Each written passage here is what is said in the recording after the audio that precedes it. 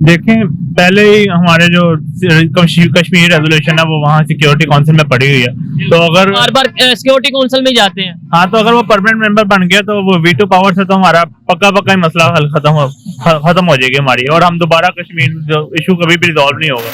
Sir मैं तो ये समझता हूँ कि इनकी लॉबी जो इंडिया वाले है, इनकी लॉबी पहले ही काफी ज्यादा मजबूत है वर्ल्ड लेवल पे। आप देखें, चाहे फ्रांस हो, चाहे वो अमेरिका हो, चाहे कोई भी यूरोपियन कंट्री है जो तरक्की याफ्ता ममालिक है, उसमें अगर आप देखें कि जो सीओ लेवल पे बंदे लगे हुए हैं वो सारे इंडिया के हैं, इंडिया के लगे हुए हैं। इंडिया में जो इस वक्त जो उनका प्राइम मिनिस्टर है वो इंडियन है, ठीक है, इंडियन ओरिजिन है, यू ऑब्वियसली उन्होंने उसको सपोर्ट करना है, तो ये इशू आ जाता है, ठीक है। और मतलब वैसे भी देखा जाए ना तो एक इंडियन मार्केट जो है वो एक बड़ी मार्केट है, ठीक है, मतलब जिधर बिजनेसेस के लिए ना, एक तो मतलब पॉपुलेशन के हिसाब से, और दूसरा उनका जो मतलब सर्कल है वहां पे इन्वेस्टमेंट उनको रिटर्न मिल रही है। तो पाकिस्तान में भी ऐसे हालात नहीं है, हमारी गवर्नमेंट स्टेबल नहीं है, तो इन इश्यूज की वजह से जो है ना मतलब हमें वो सपोर्ट नहीं मिल रही। इंडिया पहले भी मेंबर नहीं था, पर पाकिस्तान ने जो भी मुद्दे रखे हैं यूनाइटेड नेशन के आगे, वो कभी भी पाकिस्तान के हक में नहीं गए। और अब अगर इंडिया मेंबर बन गया तो पाकिस्तान के मेंबर अभी है, परमानेंट मेंबर अगर इंडिया बनता है तो पाकिस्तान के आगे अगर जो इक्का दुक्का के पाकिस्तान की बात मानी जाती थी, अब वो भी नहीं मानी जानी। एक चीज उनकी मैं ये कहता हूँ कि हमारा रोल थोड़ा सा वो रहा कि हमने क्या किया, यहाँ पे मिलिटेंट्स विंग को ट्रेन किया आपके फाटक में। यार ये तलक हकाइक है, मैं चीजें खुल के तो बयान नहीं कर सकता, लेकिन हमने किया, ट्रेन किया यहाँ पे जितने भी मिलिटेंसी, सेक्टेरियन और जितने भी मतलब जो टॉक्सिक जो हमारे समाज में जो फितना और फिरकावारियत फैली, वो अफगान वार से पहले कोई नहीं समाज।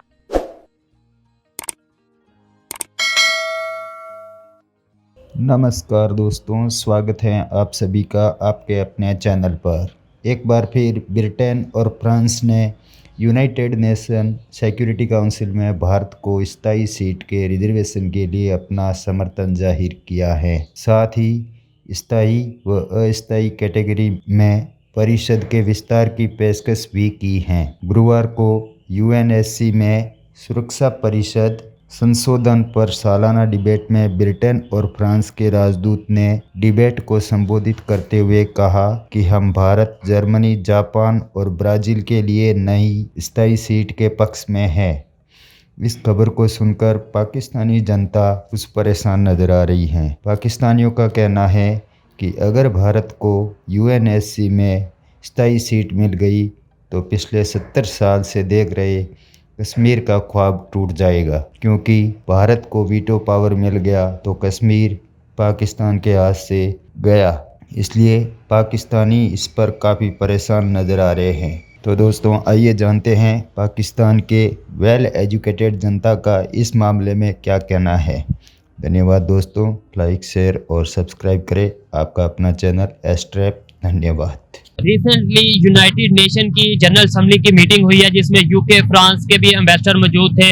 उन्होंने, यूके और फ्रांस के एम्बेसडर ने ये कहा है कि इंडिया को यूनाइटेड नेशन की जो सिक्योरिटी काउंसिल है उसका परमानेंट मेंबर बनाया जाए। मेंबर तो ऑलरेडी है, अब परमानेंट मेंबर बनाया जाए। लेट्स सपोज अगर ऐसा हो जाता है तो इसका पाकिस्तान के ऊपर क्या असर पड़ेगा या इंडिया को क्या फायदा होगा, क्या समझते हैं? देखें, पहले ही हमारे जो कश्मीर रेजोल्यूशन है वो वहाँ सिक्योरिटी काउंसिल में पड़ी हुई है, तो अगर बार बार सिक्योरिटी काउंसिल में जाते हैं। हाँ, तो अगर वो परमानेंट मेंबर बन गया तो वो वीटो पावर से तो हमारा पक्का ही मसला हल खत्म हो जाएगी हमारी, और हम दोबारा कश्मीर जो इशू कभी भी रिजॉल्व नहीं होगा, ठीक है। और दूसरी बात ये कि जो इंडिया का जो पावर है पूरी वर्ल्ड में, वो मोनोपोली क्रिएट कर रहे हैं कि वो बाहर जो है सारे हर सॉफ्टवेयर इंडस्ट्री में जो है वो टॉप पोजीशंस के ऊपर है। वजह क्या है कि मतलब मान लिया कि मोनोपोली कर रहे हैं अपना, एक वो उनकी पावर है दुनिया में, वजह क्या है पावर की? अभी अगर देखा जाए तो 80s 90s में अगर की बात की जाए इतना ज्यादा ग्रो नहीं थे कर रहे। आज वो हर एक फील्ड में ग्रो कर रहे हैं। कभी वो G20 के, अभी इस टाइम G20 की प्रेसिडेंसी भी उनके पास है। अब यूके और फ्रांस ये कह रहा है कि सिक्योरिटी काउंसिल का भी परमानेंट मेंबर बनाया जाए। क्या वजह समझते हैं? देखिए, मैं बाकी फील्ड का नहीं, आईसीसी की बात की, फील्ड के बताता हूँ। 1972 से इन्होंने आईटी के जो है ना हर तरह के डिपार्टमेंट जो है ना हर स्टेट के अंदर कायम किए हैं। उसके बाद से आईटी इंडस्ट्री में ये बहुत ज्यादा ग्रो किया। अभी करंट सिचुएशन ये है कि जो भी इनका बंदा बाहर आईटी में जाता है ना, वो पूरे ग्रुप तैयार करता है इंडिया के अंदर आईटी इंडस्ट्री के रिलेटेड, ठीक है ना। उनकी सारी एजुकेशन करता है और उन सबको जो है ना एरोप्लेन में बैठा के ले जाते हैं अपने अपने मुल्क के अंदर, और सारी की सारी जॉब जो है ना वो अपनी वहाँ मोनोपोली क्रिएट करते हैं एज अ पावर। जिस तरह गुंडागर्दी नहीं होती, एक पावर क्रिएट की हुई है, एक इसके मोनोपोली। अंदर मुझे आपकी बात नहीं समझ आई, गुंडागर्दी क्या एजुकेशन के अंदर गुंडागर्दी कैसी होती है? कि एक मिनट, आपने बोला कि वो पहले उन्हें एजुकेशन देते हैं, फिर वहां जाके अपना सेटअप लगाते हैं, इसे तो हम बिजनेस कह सकते हैं, या इसे तो हम स्टूडेंट्स को प्रमोट करना कह सकते हैं। गुंडागर्दी तो समझ, इसका मतलब ये है कि लेट्स सपोज है कि पाकिस्तानी भी है वहाँ पे ऑलरेडी, हम मैं हूँ जैसे, या हमारी जैसे तरह की और है, हमारी मोनोपोली क्रिएट नहीं हुई हुई तो हमारी गल हमें सीखना चाहिए ना उनसे।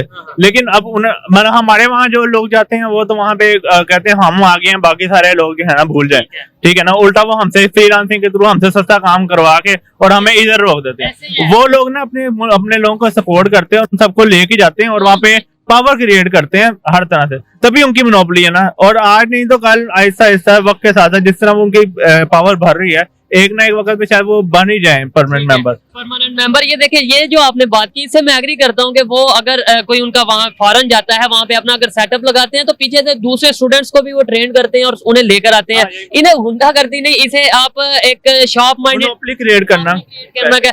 पाकिस्तान वाले ये अगर करते हैं कि जाते हैं, अगर बाय चांस चले जाते हैं तो माइंडसेट की बात है, उनका ग्रोथ माइंडसेट है, ठीक है ना। हम लोग जो एक दूसरे की टांगे खींचने में लगे हुए हैं। हमें ये लगता है शायद ये मेरी सीट ना ले ले। हमें सीखना चाहिए उनसे, मतलब पॉजिटिविटी उनसे लेनी चाहिए, नेगेटिविटी को हमेशा इग्नोर करना चाहिए।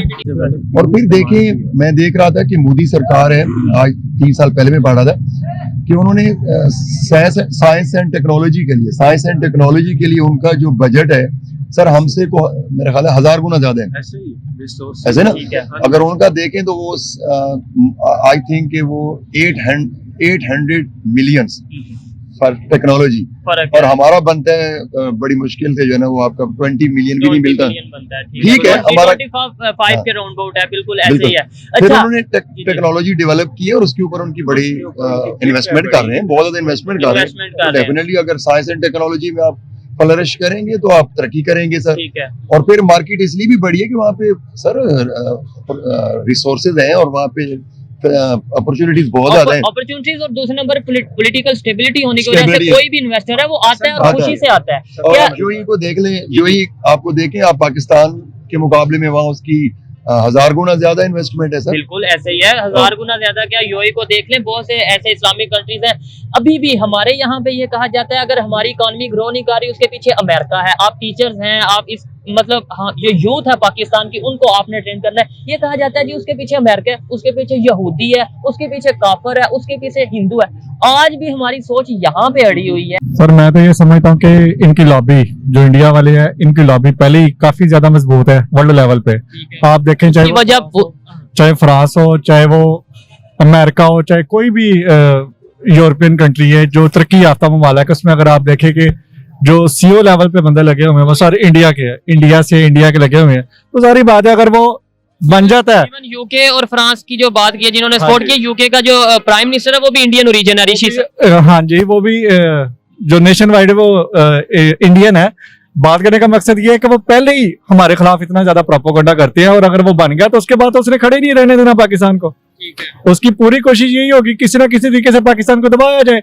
और वर्ल्ड लेवल पे पहले ही जो पाकिस्तान अलहदा हुआ है, यानी कि हमारे अपने हुक्मरानों की या हमारी गलतियों की वजह से या हमारी सियासी पॉलिसी की वजह से जो आइसोलेट होके रह गया, जो अकेला रह गया है, अगर ये बन जाता तो सारी बात है वो फिर और दबाएंगे हमको, माशी तौर पे मजीद हमें कमजोर करेंगे।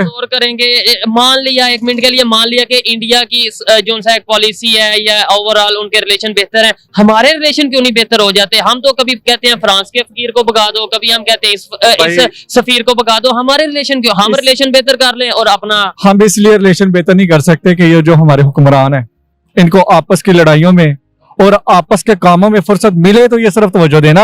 मतलब गलती तो फिर हमारी हुई, गलती हमारी है।